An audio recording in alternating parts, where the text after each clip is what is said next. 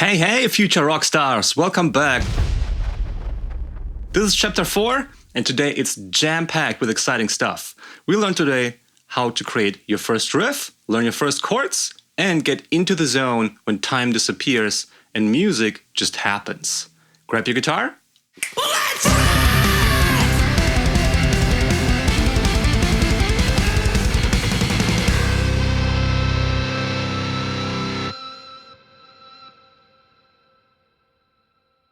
Remember the A minor scale from chapter 2? Let's use it to write your first riff. Here are 3 simple rules to make that happen. First, keep it simple. Second, make it catchy. And 3, repeat it. Try playing a couple notes, maybe just 3 or 4. Mix them around until they sound cool. Once you like it, play it again, and boom, you got a riff. Check out my 10 riffs on a one-string guitar video for some famous riffs to get inspired. Link in the description. Pro tip, you don't have to be fancy. Just be playful. Riffs are like musical Legos. You build something small and fun, and piece by piece it grows into something bigger. Your challenge is to play until you have a riff you like. Once you got a riff, make sure to capture it like a Pokemon. Use a phone to record, or a camera, or your computer. Any of these acoustic Pokeballs work.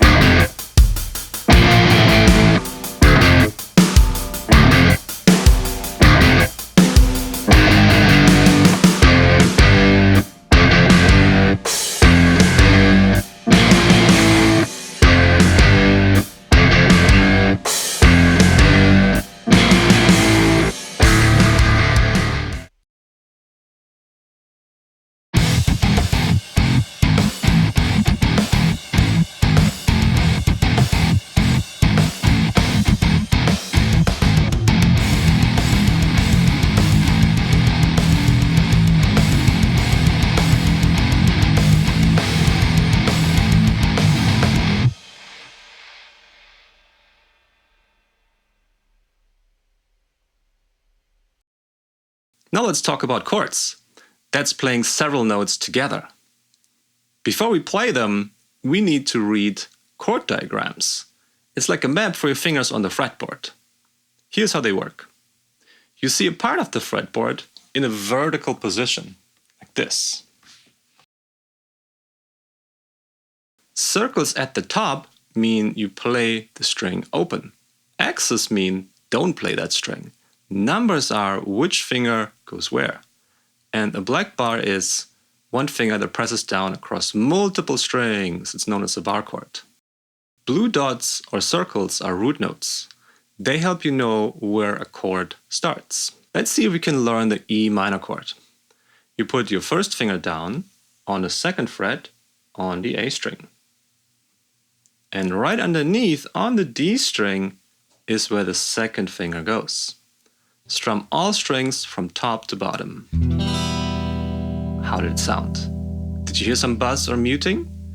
That is very normal if that happens. Your hand is doing a completely new task and has to get used to it.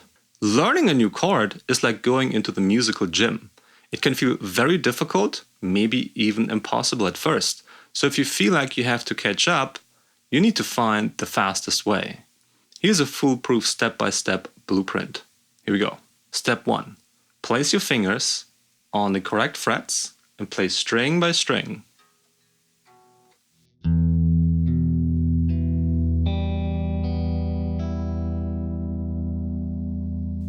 Once you detect muting or buzzing, inspect the gate.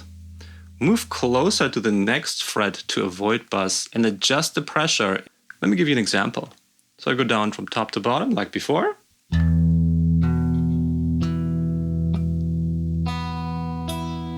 Oh, there was some muting going on.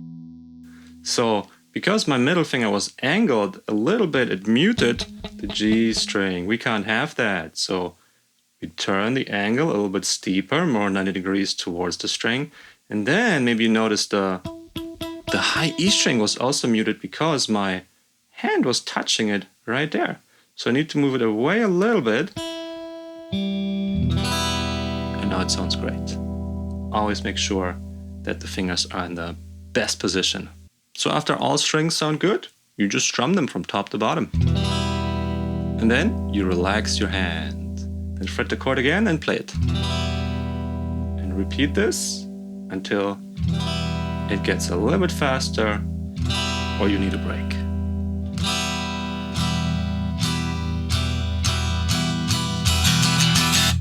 You see, there are lots of options to choose for your next chord. My suggestion is to pick a chord that teaches you the most while you move the least. Let's take our G chord. Start the same way you did with the E minor. First finger is on fret 2, A string. But then we need the second finger on fret 3 on the low E string. And it also says there's a third fret on the high E string. We can play it like the diagram shows, but we can also reduce our strum and not hit the high E string. You still get the chord. You just worked smarter for it, not harder. Now let's play both after another. First the E minor, and then our easy G with 2 fingers.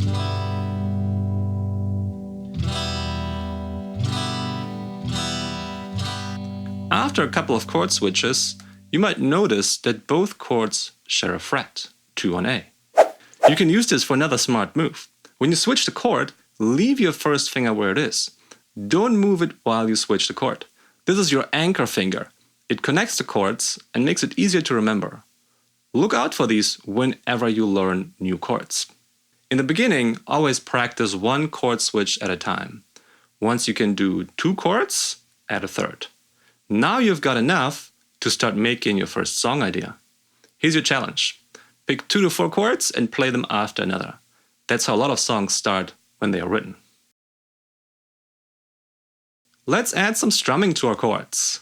The golden rule of strumming is numbers are strummed down, like 1, 2, 3, 4. Ands in between the numbers are strummed up, 1 and 2 and 3 and 4 and. Let's try this simple pattern here together with our E minor chord. We go like 1, 2, here we go.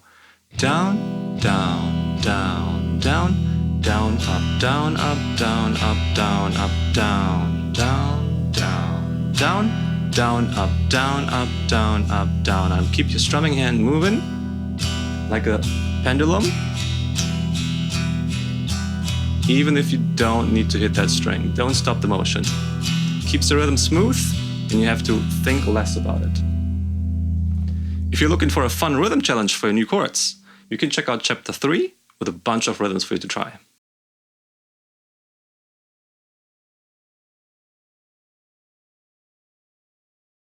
Now let's zoom out for a second and think of the big picture. Your mindset is very important when it comes to getting better at anything, really. I like to visualize it with a mental image. Imagine a pyramid. At the bottom, you have your basics, your foundation, or your chords, scales, rhythm, whatever you need to get it off the ground, to get it going. At the top, you play awesome songs or write your own music, some lofty goal, something you aspire to be. If your foundation is strong, you can build high. But if you rush to the top before you're ready, it falls apart. And if you never challenge yourself to build higher, it gets boring. The key is balance. If it's too easy, you zone out. If it's too hard, you burn out. Keeping the balance keeps you growing. And then something magical happens. When your skill meets the difficulty of the task, you enter the flow state. It's a hyper-efficient, focused state of mind where you forget time and your surroundings, with laser focus on the task at hand. This is the best way to get really good at anything, be it a school test, Fortnite, or songwriting on guitar. So ask yourself, do I need to review the basics, or am I ready to try something new? Be honest with yourself and look for growth. Because if we are real, learning guitar isn't a straight line. Even if you grow, every now and then you will hit a plateau, where it feels like you're not getting better. That's totally normal. Here's why that is and how to deal with it. First, sleep on it.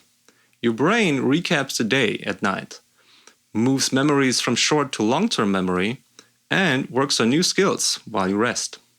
Even if it's not bedtime, take a break and try again tomorrow. This is how progress on guitar usually works, in waves. Switch it up if you're stuck too long. New song, new routine, new way of practicing. Some people even learn a whole new instrument just for fun. By the way, I talk more about this in my video about roadblocks and paradigm shifts. Link in the description. So just remember, progress comes in waves, not in straight lines. Keep going, and soon you will ride the waves. That's it for today. Thank you for watching. Today, you learned to create your first riff, you learned how to read chord diagrams, you strummed your first chords, and you discovered how to enter the flow state. As always, you can grab the free ebook with all 8 chapters on my website, lava-boots.com. Stay curious, stay creative, and keep on flowing. See you soon.